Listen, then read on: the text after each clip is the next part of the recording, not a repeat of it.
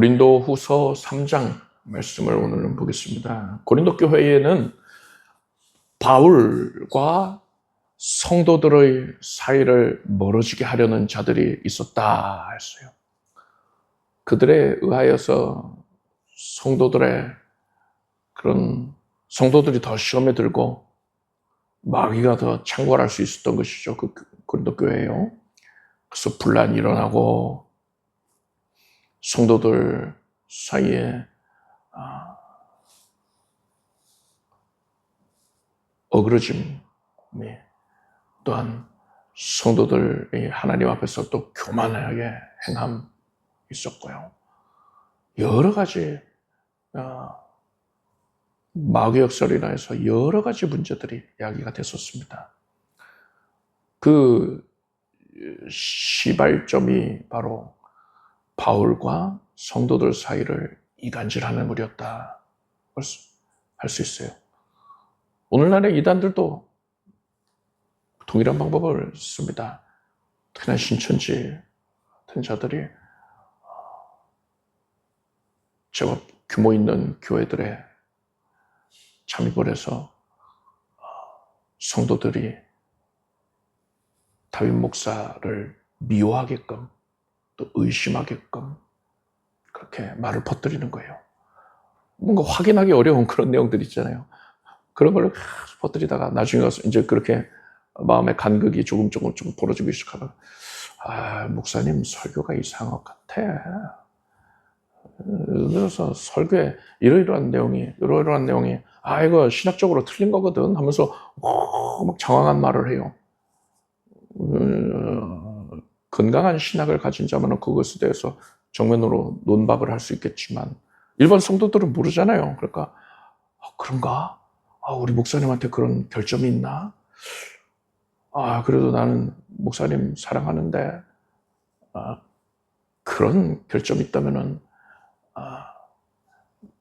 다른 성도들도 어려워할 수 있겠구나. 이런 식으로 마음에 간극이 생기다가 나중에 가서는 계속 그런 말 듣다 보면은요 세뇌가 돼요. 북한 주민들 세뇌된 것처럼요. 세뇌가 된단 말입니다. 그래서 돌이킬 수 없는 그런 사이가 되어서 결국에는 교회가 반분이 되기도 하고 교회가 무너지기도 합니다. 그런 식으로 마귀가 역사하는데 이 고린도 교회에서 바울을 비방했던 무리들은 구체적으로 어떤 자들이었나? 그 비방했던 무리가 다 오늘 3장에 속한 3장에서 설명하는 자들이다라고는 할 수 없겠지만 비방하는 무리들 가운데에 무시 못할 비율이 그 정체가 무엇이었느냐? 외부에서 온 자들이었습니다. 그러니까 외부에서 활동하던 고린도 교회와 관계없는 지역에서 활동하던 그런 목회자라고 볼 수 있겠죠. 복음 전도자들. 그들이 추천서를 가지고 왔습니다.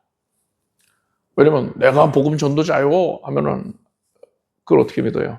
당시에 그리고 목사 안수 증명서 이런 거 발급 안 해주잖아요. 그런 게 없잖아요. 그러니까 당시에 이제 영향력 있는 인물, 교회 내에 영향력 있는 인물, 그들에게 추천서를 받는 겁니다. 이 사람은 내가 보증하는 자요. 그러니 이 사람을 통해서 신앙의 유익을 누릴 수 있을 것이요.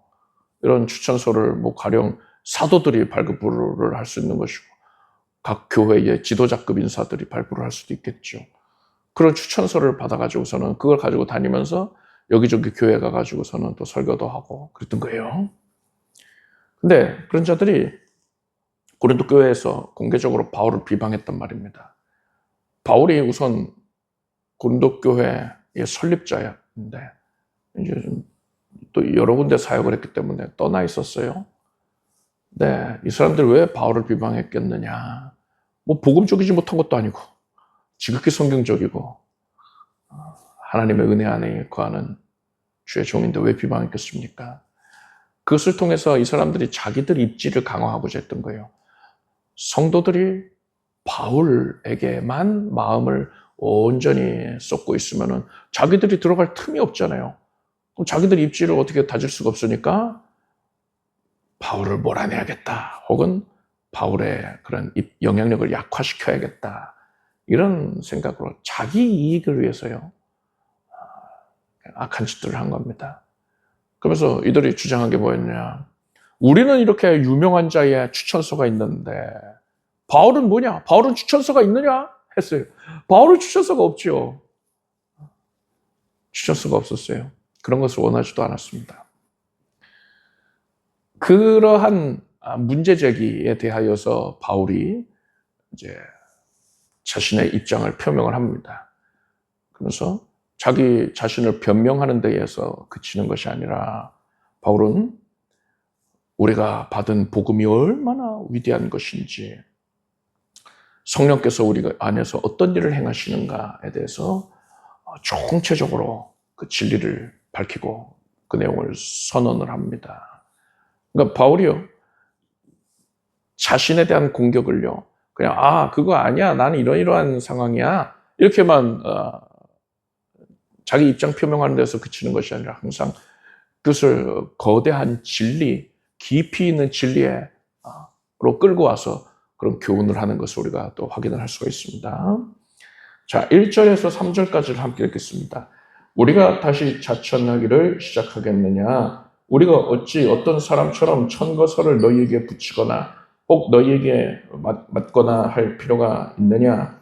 너희가 우리의 편지라 우리 마음에 썼고 무사람이 알고 읽는 바라. 너희는 우리로 말미암아 나타난 그리스도의 편지니 이는 먹으로 쓴 것이 아니요 오직 살아계신 하나님의 영으로 한 것이며 또 돌비에 쓴 것이 아니요 오직 육의 신비에 한 것이라.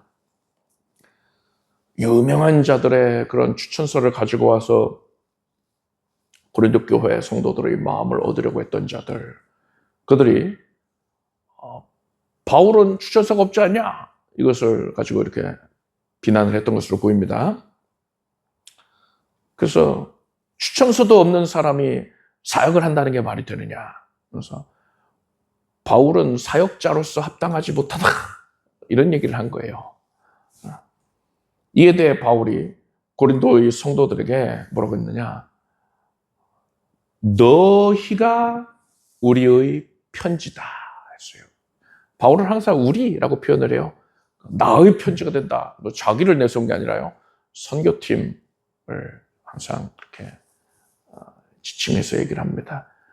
바울이 선교팀의 수장이고 선교팀의 모든 결정은 이제 바울이 주도한다고 할 수 있잖아요. 근데 바울이 항상 이렇게 자기 자신은 가리고 자기가 주목받는 걸 원치 않기 때문에 항상 가리고서 우리 이렇게 표현하는 겁니다. 그러니까 너희가 나의 추천서야 이렇게 얘기를 하는 거예요.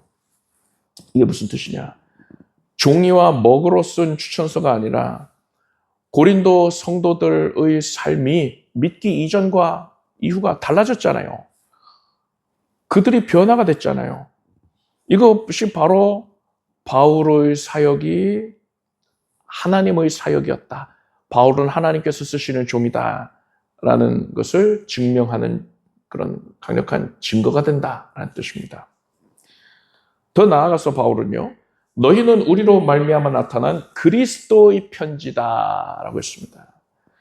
앞에서 바울이 너희가 우리의 편지야, 너희가 내 편지야, 나의 추천서야 이렇게 얘기했잖아요. 나의 편지다, 우리의 편지다라고 하니까는 그 편지를 쓴 주체가 누굽니까? 바울이 돼버리는 거잖아요. 그래서 어떤 사람들은 이 말을 듣고서 바울이 그 편지를 쓰는 주체구나.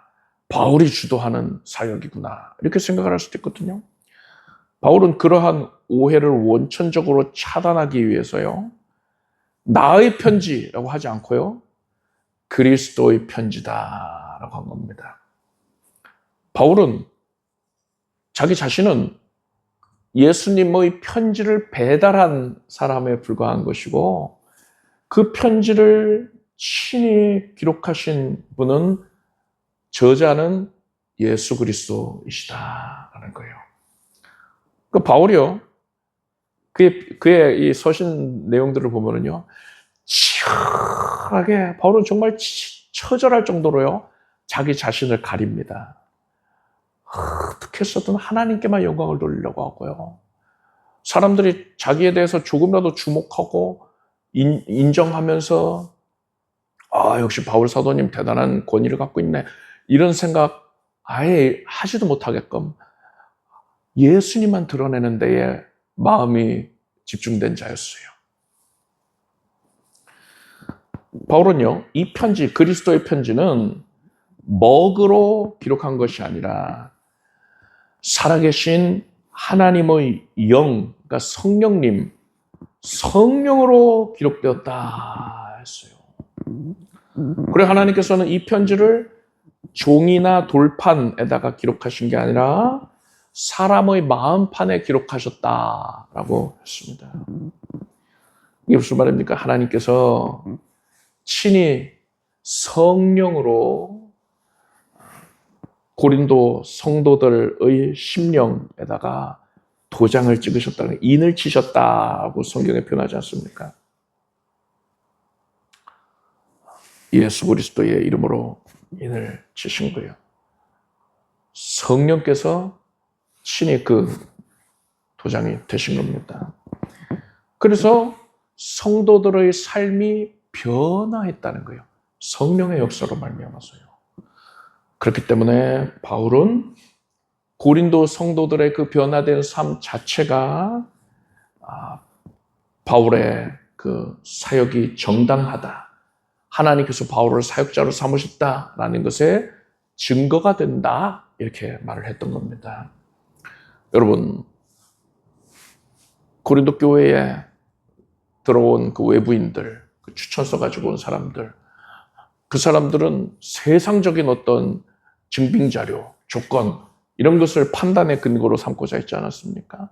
그래서 고린도 교인들도 거기에 혹했어요. 그렇지, 그런 게 있어야 되는 거지 하면서 그것이 맞는 판단인 양 그렇게 혹했습니다. 그래서 교회가 이 마귀의 소굴이 되어버렸어요. 근데 여러분, 바울은 그렇게 하면 아니 되는 것이고, 하나님의 역사하심, 하나님의 뜻과 섭리에 주목하라, 이렇게 말하고 있는 것입니다. 여러분, 신령한 일은 신령한 것으로 분별하게 되길 바랍니다. 신령한 일에 어떤 세속적인 가치 판단 기준을 가지고서 그것을 적용하려고 하면 안 되는 거예요. 그럼 어떤 목사님이 있는데, 그 목사님이 참 은혜스러워, 말씀이, 기도가, 그의 삶의 행적이 참 예수 그리스도의 향기가 난다. 누군가가 이렇게 얘기를 할 때, 그래? 그 목사님은 어디 신학교에 박사 받았는데? 이런 식으로 만약에 나간다. 이게 지금 이 고린도 교회 등탄자들, 그리고 그들에게 미혹된 고린도 교인들의 그런 모습인 거예요. 아니면은, 그 교회가 참 사랑이 많고 은혜스럽다 하면, 그래? 그럼 그 교회 부지가 어느 정도인데? 이런 식으로 만약에 나간다. 이런 식으로 세속적인 가치 판단 기준을 가져서는 그것을 판단의 기준으로 근거로 삼으려고 한다면은 이것이 잘못된 것이란 말입니다. 여러분은 신령한 일에 대해서는 항상 신령한 것을 기준 삼아서 판단하게 되길 바랍니다. 4절에서 11절까지 함께 읽겠습니다. 우리가 그리스도로 말미암아 하나님을 향하여 이 같은 확신이 있으니 우리가 무슨 일이든지 우리에게서 난 것 같이 생각하여 스스로 만족할 것이 아니니 우리의 만족은 오직 하나님께로서 났느니라. 저가 또 우리로 새 언약의 일꾼 되기에 만족해 하셨으니 의문으로 하지 아니하고 오직 영으로 함이니 의문은 죽이는 것이요 영은 살리는 것임이니라. 돌에 써서 새긴 죽게 하는 의문의 직분도 영광이 있어 이스라엘 자손들이 모세의 얼굴이 없어질 영광을 인하여 그 얼굴을 주목하지 못하였거든. 하물며 영의 직분이 더욱 영광이 있지 아니하겠느냐. 정죄의 직분도 영광이 있은즉 이의 직분은 영광이 더욱 넘치리라. 영광되었던 것이 더 큰 영광을 인하여 이에 영광될 것이 없으나 없어질 것도 영광으로 말미암았은즉 길이 있을 것은 더욱 영광 가운데 있느니라. 이스라엘이 출애굽을 하고 시내산에 이르렀을 때에 하나님께서 그들에게 율법을 내려주셨습니다. 하나님의 백성답게 살도록 이제 훈련을 시켜주시는 거예요. 하나님께서는 율법을 내리실 때에요, 돌판에다가 십계명을 새겨서 주셨습니다. 그런데 바울은 6절을 보니까요, 저가 또 우리로 새 언약의 일꾼 되기에 만족해 하셨으니 의문으로 하지 아니하고 오직 영으로 함이니 의문은 죽이는 것이요 영은 살리는 것이니라 했습니다. 의문이라는 것은 율법을 말합니다. 율법은 죽이는 것이다. 반면에 영은 살리는 것이다 했어요. 이건 율법이 나쁜 거야, 흉악한 거야, 이 뜻이 아닙니다. 율법은 하나님의 기준입니다. 지극히 거룩합니다. 하나님께서 판단하시는 기준이라니까요. 이 율법은요, 사람에게 죄가 무엇인지를 가르쳐주는, 그것을 알려주는 역할을 합니다. 율법이라는 기준이 있기 전에는 사람은 자신이 죄인이라는 것을 알 수가 없는 겁니다. 그냥 막연하게 좀 마음이 불편해, 나 좀 그렇게 착하지 않은가 봐, 이 정도였을지 모르는데 율법이라는 기준이 명백하게 있으니까요, 나는 이것도 어겼구나, 저것도 어겼구나, 이것도 어겼네, 이것도 어겼네 하면서 내가 이렇게 죄가 많구나, 이걸 구체적으로 알게 되는 거예요. 내가 얼마나 추악한 죄인인지를 알게 하는 역할이 바로 율법의 그런 목적입니다. 율법은 사람의 죄를 정해주는 겁니다. 율법으로 말미암아서 이렇게 사람은요, 비로소 자기 죄가 수면 위에 드러나게 되는 거예요. 그 전에는 내가 죄인인지 잘 모르겠는데, 추악한 죄인인데도 불구하고 스스로 몰라요. 내가 죄인인가? 갸우뚱했는데 이제 비로소 명백해지니까 이거 변명할 여지가 없는 겁니다. 이렇게 자기 죄를 직시하게 된 사람들은요, 어떻게 됩니까?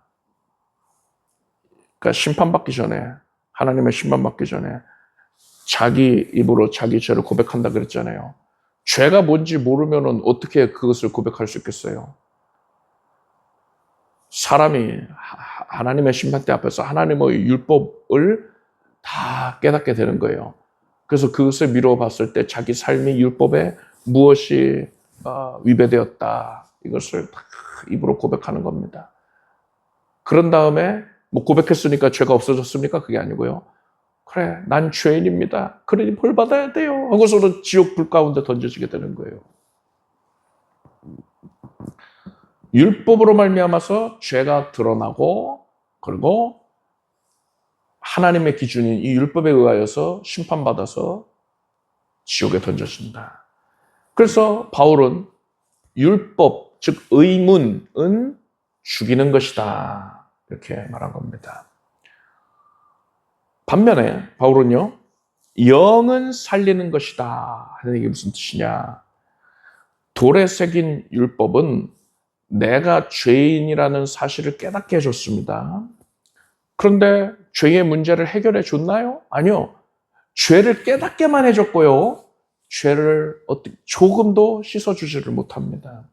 그렇지만 하나님께서 내시는 새 언약은 이러한 한계를 초월하는 것입니다. 옛 언약, 율법은 죄를 정하지만 새 언약은요, 이러한 죄의 문제를 해결해 주는 거예요. 하나님께서 예레미야서에서 이렇게 말씀하셨습니다. 나 여호와가 말하노라. 그러나 그날 후에 내가 이스라엘 집에 세울 언약은 이러하니 곧 내가 나의 법을 그들의 속에 두며 마음에 기록하여 나는 그들의 하나님이 되고 그들은 내 백성이 될 것이라 하셨습니다. 율법은요, 돌판에 새겼다 하지 않았습니까? 그런데 하나님께서 장차 마음판에 새기는 그러한 새 언약을 주시겠다 약속하신 거예요. 이 약속이 언제 이루어졌습니까? 예수께서 사람의 몸을 입고 이 땅에 오셔서 대속 사역을 완성하시고 죽으시고 부활하셨습니다. 그리고 예수님은 승천하시고 이제 성령께서 임재하셨습니다. 성령께서 강림하셔서 예수 믿는 모든 이들의 그 심령 가운데에 임재해 주시는 거예요. 더 구체적으로 따져 들어가자면은 성령께서 오셔서 그 마음에 하나님의 새 언약을 기록해 주신 자들, 성령께서 인치신 자들, 그들이 바로 예수 그리스도의 대속의 은혜를 영접하여 믿게 되는 것이지요. 그리고 그것으로 말미암아서 그들은 대속의 은혜에 적용을 받게 되어서 죄 씻음을 받는 것이고요. 죄 문제를 완벽하게 철저하게 해결을 받는 겁니다. 이렇게 성령께서 오셔서 성령께서 우리 심령에 믿음 주셔서 믿음으로 말미암아 죄 사함 얻게 된 자들, 이런 사람들이 바로 영으로서 살게 된 자들이라 하는 것입니다. 이런 사람들은요, 더 이상은 옛 언약, 율법에 구애되지를 않습니다. 율법을 초월한 존재가 되는 거예요. 율법 아래에 있는 자들은요, 무엇을 지켜야지 내가 죄를 안 짓는구나. 이 율법들 다 지켜야지 내가 구원받는구나. 이렇게 생각하는데, 이제 성령께서 오셔서 그 마음에 성령께서 믿음을 주신 자들, 이들은요, 율법에 연연하는 게 아니라 나 같은 죄인을 살려주신 하나님의 은혜가 너무나도 감사하다. 그래서 내가 살아도 주를 위하여 살고 죽어도 주를 위해 죽겠습니다. 사나 죽으나 오직 주를 기쁘시게 해드리는 데에 내가 힘쓰겠습니다. 이런 일념으로 살아가게 된단 말입니다. 여러분, 모든 성도님들은요, 다 하나같이 성령 충만을 강구하지 않습니까? 그런데 이 성령 충만이라는 거는요, 뭐 전기가 찌릿찌릿 하는 그런 체험이 아니고요. 물론 그럴 수도 있죠. 하나님이 원하시면 그렇게 하실 수 있겠네요. 어떤 사람에게는 그렇게 역사하실 수도 있어요. 그 가능성을 제가 배제하는 게 아닙니다. 하나님의 주권이니까요. 그런데 일반적으로 그런 것이 아니고요. 성령 충만의 가장 큰 특징은 무엇이냐? 제가 누차 말씀드리지만 하나님을 간절하게 사랑하게 된다는 겁니다. 말로만 사랑하는 게 아니고요. 크게, 간절히, 깊이 있게, 그리고 더 깊이 있는 사랑을 갈구하는 거예요. 그래서 하나님께 더 적극적으로 사랑을 고백하고요. 하나님의 사랑을 구하며 하나님을 사랑하는 자니까 나의 사랑을 입을 것이라 했으니까요. 그 사랑을 더 풍성히 받아서 그 사랑 안에 거하면서 그 사랑에 감사하는 것입니다. 이게 바로 성령 충만이에요. 하나님과의 사랑의 교제에 푹 빠져있는 상태가 성령 충만입니다. 하나님께서 이런 사람을 얼마나 기뻐하시겠습니까? 이런 내용을 알고서 이제 오늘 본문을 보면은요, 이제 이해가 되는 거예요. 7절과 8절을 보니까 돌에 써서 새긴 죽게 하는 의문의 직분도 영광이 있어 이스라엘 자손들이 모세의 얼굴이 없어질 영광을 인하여 그 얼굴을 주목하지 못하였거든 하물며 영의 직분이 더욱 영광이 있지 아니겠느냐 했습니다. 모세가 시내산에서 40일간 하나님과 독대를 하고서 두 번째 돌판을 받아옵니다. 첫 번째 돌판은 금송아지 숭배하는 것에 분노해서 던져서 깨뜨렸거든요. 그래서 두 번째로 올라가서 40일간 하나님과 독대를 하면서 돌판을 받아서 내려옵니다. 이때 40일 동안 하나님과 지극히 긴밀한 교제를 했기 때문에요. 모세의 내면은요, 하나님과의 그 교제의 기쁨으로 가득 채워져 있었어요.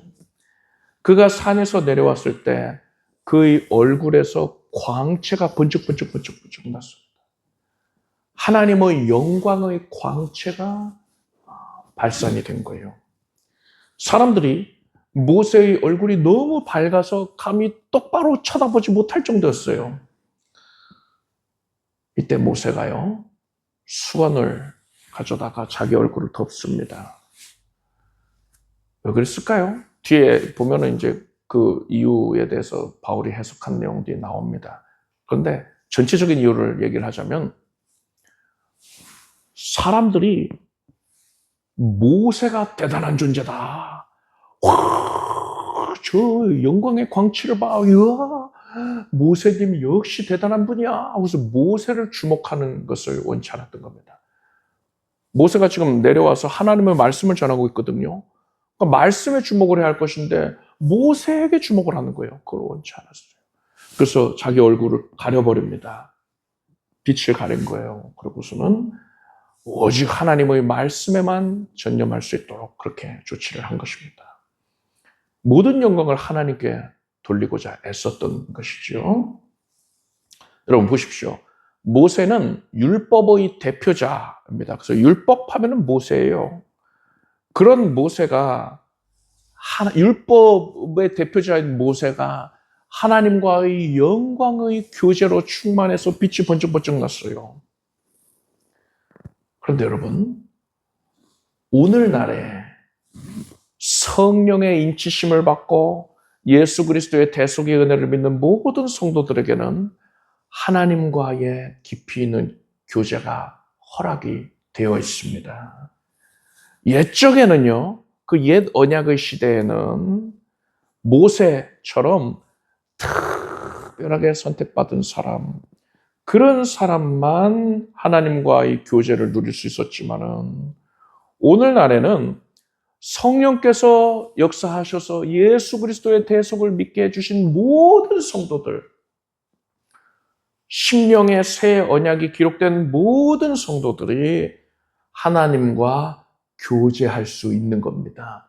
와, 모세가 그렇게 하나님과 독대했다고 너무 부럽다. 아니, 그 기회가 우리에게 언제나 열려 있다니까요. 그렇게 우리가 하나님과의 교제가 허락되었다는 것을 알고서 하나님과 깊이 교제하기에 힘쓰면은요, 하나님이 보실 때에 우리의 영혼에서 빛이 번쩍번쩍 나는 거예요. 세상에는요, 나보다 잘생긴 사람, 나보다 이쁜 사람 많이 있지요. 그래서 세상 사람들은 내가 그들 가운데 있으면 나한테 관심조차 갖지 않을 겁니다. 이쁜 사람한테만 주목하겠지요. 그런데 여러분, 내가 하나님을 사랑하면, 간절하게 뜨겁게 하나님을 사랑하면, 하나님께서는요, 제 아무리 이쁘고 잘생긴 사람들이 있다 하더라도요, 그 사람들보다 나를 더 주목하시는 겁니다. 왜요? 빛이 번쩍번쩍 나고 있다니까요. 나는 백합화처럼 흔하디 흔한 꽃에 불과한 존재인데, 내가 하나님을 사랑하니까 너는 가시나무 가운데 백합화다 하시는 것처럼, 내 주변에 아무리 세상적으로 잘난 사람들 많다 하더라도 하나님께서는 나에게 집중해 주시는 겁니다. 내가 하나님을 사랑하니까, 내가 하나님과 교제하고 있으니까. 그리고 천군 천사들도 빛이 번쩍번쩍 나고 있는 나의 영혼을 주목하고 있는 것입니다. 여러분, 이것이 바로 율법으로 말미암아서 얻게 되었던 그 영광을 오늘날의 성도들이 초월하여 누릴 수 있는 은혜인 것입니다.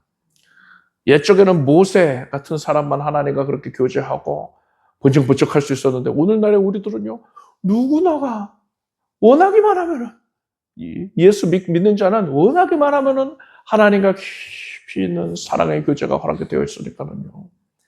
그 특권을 여러분 누리기를 힘쓰길 바랍니다. 이 특권을 받은 자답게 그것을 누려야죠. 구약 성도들은 오늘날의 신약의 성도들을 얼마나 부러워하겠어요. 그들도 예수의 대속을 믿어서 천국 가지 않았습니까? 장차 오실 메시아의 대속. 그래서 그렇게 천국 들어간 자들은요. 오늘날 신약의 성도들, 오늘 우리들을 천국에서 볼 때에 정말 부럽다. 나도 하나님과의 그런 교제가 일상적으로 허락이 된 그런 시대에 살았으면 정말 하나님과 깊이 교제하면서 살았을 텐데, 나도 에녹처럼 그렇게 살았을 텐데, 이럴 거 아닙니까? 얼마나 부러워하겠어요. 여러분, 우리가 그렇게 특별한 은혜가 허락이 된 신약의 시대에 살고 있다는 것을 감사하고, 이 기회를 허투루 보내지 말길 바랍니다. 여러분, 깨어있는 모든 순간에 항상 하나님과 교제하기 힘쓰길 바랍니다. 12절에서 16절까지 함께 읽겠습니다. 우리가 이 같은 소망이 있으므로 담대히 말하노니 우리는 모세가 이스라엘 자손들로 장차 없어질 것의 결국을 주목치 못하게 하려고 수건을 그 얼굴에 쓴 것 같이 아니하노라. 그러나 저희 마음이 완고하여 오늘까지라도 구약을 읽을 때에 그 수건이 오히려 벗어지지 아니하고 있으니 그 수건은 그리스도 안에서 없어질 것이라. 오늘까지 모세의 글을 읽을 때에 수건이 오히려 그 마음을 덮었도다. 그러나 언제든지 주께로 돌아가면 그 수건이 벗어지리라.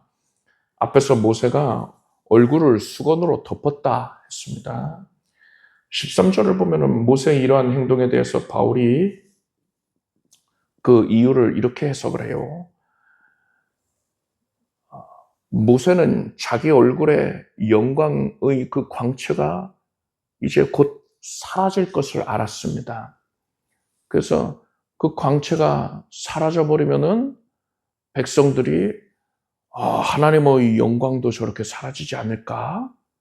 이렇게 생각할 수 있겠죠. 하나님의 영광이 감퇴될 수 있지 않을까? 혹은 하나님 자체가 저렇게 소멸될 수도 있지 않을까? 이런 말도 안 되는 생각할 수 있단 말이에요. 신앙교육을 제대로 그때까지는 성경을 통해서 받지는 못했으니까요.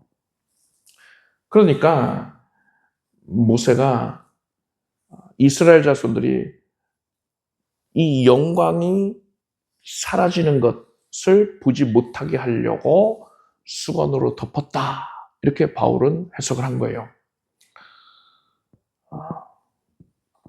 이것도 모세가 자기 얼굴을 수건으로 덮은 여러 가지 이유들 중에 하나일 것이고 또 중대한 이유일 것입니다. 그런데 이러한 여러 가지 이유들을 들 때에 나열을 한다 하더라도요. 그것이 총체적으로는요. 하나님의 영광을 가리지 않기 위함이라고 할 수 있습니다. 모세는 하나님의 영광을 가리지 않기 위해서 수건으로 덮은 것이다. 이렇게 이해를 하시면 되는 것이요. 자, 그런데 바울은요. 모세가 수건으로 자기 얼굴을 가렸던 것처럼 이스라엘 자손들, 즉 오늘날의 유대인이죠. 이 당시의 유대인들이죠. 이 유대인들은 수건으로 얼굴을 가리고 있는 것처럼 진리를 제대로 바라보지를 못하고 있다. 이렇게 말한 겁니다. 물론 모세가 자기 얼굴을 수건으로 가렸다고 해서 그것이 어떤 영적인 파급력이 있어가지고 이스라엘 자손들, 유대인들이 영적으로 눈이 가려져서 뭐 아둔해지게 된 그런 결과를 초래한 건 아니지요. 바울은 비유적으로 표현을 하고 있는 겁니다. 모세가 수건으로 얼굴을 가려서 그렇게 앞을 보지 못하지 않겠습니까? 그렇게 된 것처럼 유대인들도 수건으로 가려져 있는 것이다. 그래서 진리를 진리로 깨닫지를 못하고 있는 것이다. 그렇기 때문에 그들은 예수 그리스도께서 오셨는데도 불구하고 그분만 유일한 구원의 길임을 깨닫지 못하고 율법 자체를 지키는 데 연연하고 있었던 것입니다. 그래서 예수님을 배척했던 거예요. 이런 상황을 바울이 비유적으로 표현한 겁니다. 바울은 이렇듯 유대인들의 마음이 수건으로 가려져서 진리를 깨닫지 못하고 있지만 16절을 보니까요. 그러나 언제든지 주께로 돌아가면 그 수건이 벗어지리라 했습니다. 어떻게 하면 수건이 벗어질 수 있다 했습니까? 주께로 돌아가면. 즉, 주께서 역사하시면 수건이 벗어질 수가 있는 거예요. 사람의 고정관념, 그릇된 사상, 그릇된 인식, 이런 것들이요. 어떻게 바꿀 수 있느냐? 예수 그리스도께서 역사해 주실 때 그 모든 그릇된 것들이 무너지게 되는 것입니다. 그래서 예수로 말미암아서 이 여리고 성과 같이 견고하게 쌓여져 있던 것들이 일순간에 무너지는 것이고, 그런 후에 예수 중심으로 다시금 모든 생각의 체계가 잡혀가야 되는 거예요. 그래서 예수 믿는 자들은 이러한 경험을 한 자들입니다. 예수 믿는데도 성경을 자기 고집대로 세속적인 관점으로 해석하려고 하는 자들, 또 말씀을 있는 그대로 받아들이지 않는 자들, 곡해하는 자들, 이런 자들은요, 자기 사상을 못 버린 거예요. 세상의 그런 가치 판단을 못 버린 거예요. 여리고성이 무너지질 않은 겁니다. 정령 예수 믿는 자들은요, 자기가 가지고 있었던 그런 철학, 사상, 저는 그걸 이제 개똥 철학이라고 부르는데, 그것이 무너진 거예요. 무너지는 경험을 한 거예요. 내가 잘못 살았구나. 나 똑똑하다고 생각했는데, 내가 다른 사람보다도 참 지혜롭고 잘 판단하다고 생각했는데, 그게 아니었구나. 참 아둔하고 바보였구나. 하고서는 자신의 쌓아 올렸던 모든 그런 사상이 일순간에 무너지는 경험을 해드리는 거예요. 그러고서 성경 말씀을 토대로 예수 그리스도 중심으로 하여서 다시금 성경적인 가치관을 쌓아 올려야 되는 것이죠. 이것은 예수께서 역사해 주시는 것입니다. 사람이 자기가 노력한다고 되는 게 아니고요. 하나님께서 손 대주시면 그 순간 일순간에 확 무너지는 거예요. 여리고성 무너지는 것처럼 말이죠.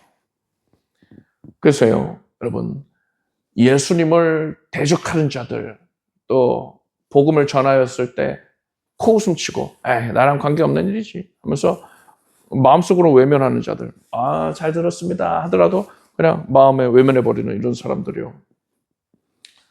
우리가 논리적인 언변을 가지고 그들을 변화시킬 수 있는 게 아니에요. 말재주를 변화시킬 수 있는 게 아닙니다. 한 가지 방법밖에 없어요. 예수께서 그를 만나셔서 그에게 역사해 주시면 여리고성같이 견고하게 쌓아 올렸던 그들의 마음이 무너지는 것입니다. 그들의 얼굴에서 수건이 벗겨지게 되고요. 그들의 영혼의 눈을 가리고 있었던 것이 벗겨져서 이제 진리를 깨닫게 되는 것이에요. 우리는 복음 전할 때요, 말싸움을 하려고 할 것이 아니라요, 예수께서 성령으로 그에게 만나 주시기를 구해야 됩니다. 예수님, 저 사람을 변화시켜 주세요.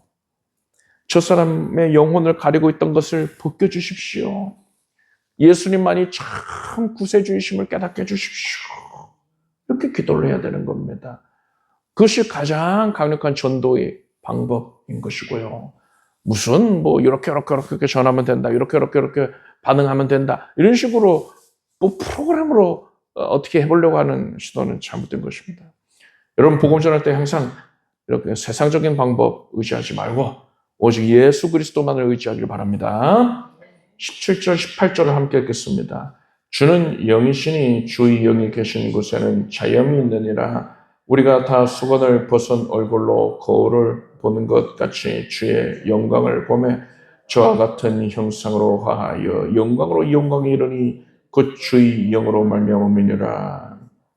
바울은 18절에서 우리가 다 수건을 벗은 얼굴로 거울을 보는 것 같이 주의 영광을 본다 했어요. 고대에는 청동거울이었습니다. 그래서 오늘날의 거울처럼 선명하지가 않았어요. 희미하게 자기 실루엣을 보는 겁니다. 또 완전히 평평 하기보다는 요철이 있을 수도 있죠. 그러면은 왜곡된 모습으로 그렇게 보이는 거죠. 마찬가지로 우리는요, 말씀과 기도와 예배 가운데에 주님의 영광을 어렴풋하게 보고 있는 거예요. 거울로 보는 것처럼요.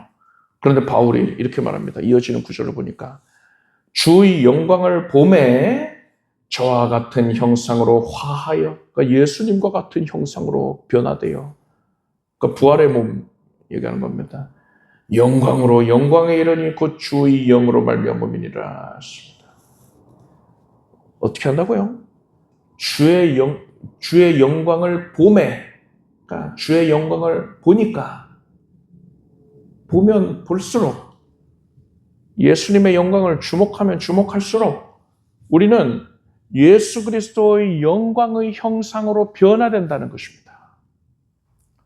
그러니까 영광의 형상으로 변화된다. 그러니까 지금 말씀드린 것처럼 궁극적으로는 부활의 몸을 입는다, 이 뜻이 있고, 또 지금 두 번째 뜻은 점점 이 땅 가운데에서 그 부활의 몸을 입기 전까지, 영화의 단계에 이르기 전까지 이 땅 가운데서 조금씩 예수 그리스도의 형상으로 변모가 된다, 이런 의미를 갖고 있어요. 주의 영광을 바라본다. 주의 영광을 계속해서 바라보면 그리 된다는 거예요. 주의 영광을 바라본다는 건 주님을 사랑하는 걸 의미합니다. 사랑하지 않는데 자꾸 내 눈에 담고 싶겠어요? 내가 만약에 관심도 없는 사람이 있는데 자꾸만 그 사람 바라보려고 하겠습니까? 아니죠.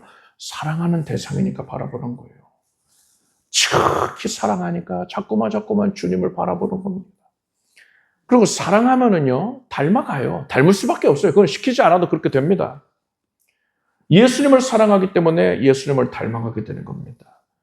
성도의 인품과 그의 삶이 그 가운데에서 예수 그리스도를 드러내게 되는 거예요. 그리고 그런 사람은 하나님과 그만큼 더 깊이 있는 교제를 이미 나누고 있는 것이고요. 그러니까 영광 위에 더한 영광이 더하여지게 되는 겁니다. 이것이 이제 이 땅 가운데서 성도가 보이는 삶의 여정 가운데에 성화되는 모습이라 할 수가 있습니다. 이러한 성화를 위해서 더더욱 예수 그리스도의 그 모습을 드러내기 위해서 우리가 해야 될 일이 뭐라고요? 여기 나와 있잖아요. 주의 영광을 보매라고 했습니다. 여러분, 우리는 주님을 바라볼 수 있기를 바랍니다. 우리가 예배 때마다 주님만 바라봅시다 이렇게 인사하고 있잖아요. 정녕 주님을 사모하는 마음으로 주님을 바라보아야 돼요. 우리 마음이 진정으로요, 주님을 사랑해서 주님만을 간절하게 바라볼 수 있기 바랍니다. 누구의 강요에 의해서 이러는 게 아니죠. 내가 하나님을 사랑하기 때문에 자발적으로 내 의지로 그것을 한단 말입니다. 하나님을 바라본단 말입니다. 그렇기 때문에 바울이 17절에서 주는 영이시니 주의 영이 계신 곳에는 자유함이 있느니라 한 것입니다. 율법은 강제로 했잖아요. 이거 안 지키면 나 지옥 갈까 봐 이러면서 강제로 율법 지키는 거잖아요. 근데 새 언약을 받은 자들은요, 주님을 사랑하니까 자꾸 주님을 바라보고, 그래서 점점 주님의 형상으로 변화되어 가는 것입니다. 여러분, 더욱더 더 간절한 마음으로 주님을 바라보기를 힘쓰기를 바랍니다. 하나님께서 영광과 사랑으로, 은혜로 가득히 채워주실 것입니다. 기도하겠습니다. 하나님, 고린도후서 3장 말씀 인하여서 우리가 신령한 진리를 깨닫게 해주셔서 감사드립니다. 우리가 예수 그리스도를 바라봄으로써, 예수 그리스도를 사랑하는 것에 힘쓰므로써 성화가 이루어지게 해주시고, 하나님과의 교제로 인하여 기쁨의 충만을 누릴 것이며, 하나님께서 더욱더 주목하시는 우리의 영혼이 되게 하여 주시옵소서. 하나님께서 우리에게 오직 하나님의 섭리를 주목하게 하셨으니 세상의 가치 판단 체계를 버리고서 오직 신령한 것은 신령한 것으로 판단하는 주의 백성들이 되게 해 주시옵소서. 예수님의 이름으로 기도드립나이다. 아멘. 모두 자리에서 일어나십시오. 가슴에 손 얹고 아픈 곳에 손 얹고 기도하겠습니다. 하나님의 은혜의 광채가 우리를 향하여 비추고 있음을 압니다. 하나님께서 나를 고쳐주소서. 지금 손을 얹은 부위를 예수께서 각별하게 쾌유해 주시고 스스로 안 되는 것들을 다 없애주시옵소서. 예수 이름으로 몸속에 자리 잡고 있었던 사망의 흔적들이 사라져라. 중량과 결석이, 염증이, 통증이 사라지고 암세포도 사라질지어다. 하나님께서 모든 신경들이 정상이 되게 해주시고 눌려있던 것들 자유케 해주시고 이제 거동하는 데에 하나님께 예배하는 데 어려움 없게 하시옵소서. 주의 백성들의 삶의 현장을 크게 복되게 해주셔서 예수 그리스도의 그 흔적이 드러나게 해주시고 예수께 속한 자를 하나님께서 정령 복되게 해주셨음을 내가 알고 가족들이 알고 온 이웃이 알고 온 세상 사람들이 알게 하여 주시옵소서. 그래서 그들에게 하나님의 살아계심을 증거하는 계기가 되게 하소서. 하나님께서 주의 백성들이 수고한 모든 일들에 대하여서 넘치는 결실을 내려주십니다. 이 모든 것들을 받아 누리겠습니다. 하나님께 믿고 구하였던 것, 이른 비와 늦은 비의 은택으로 인하여서 온전히 다 응답될지어다. 예수님의 이름으로 기도드립니다. 믿은 대로 될지어다. 함께 박수 드리겠습니다. 자리에 앉으십시오. 준비하신 예물을 정성된 마음으로 드리겠습니다. 드리신 예물 위해 축복 기도하겠습니다. 하나님, 기쁨과 감사함으로 정성으로 예물을 올립니다. 하나님께서 거두시고 영광을 누리시옵소서. 주의 백성들의 삶에 신령한 것으로 기름진 것들로 부욕해 주시옵소서. 예수님의 이름으로 기도드립니다. 우리 주 예수 그리스도의 무한하신 은혜와 하나님 아버지의 사랑과 성령님의 교통하심이 예수 그리스도를 더욱더 전심으로 사랑하는 주의 백성들 위해 영원토록 함께 없시기를 축원합니다.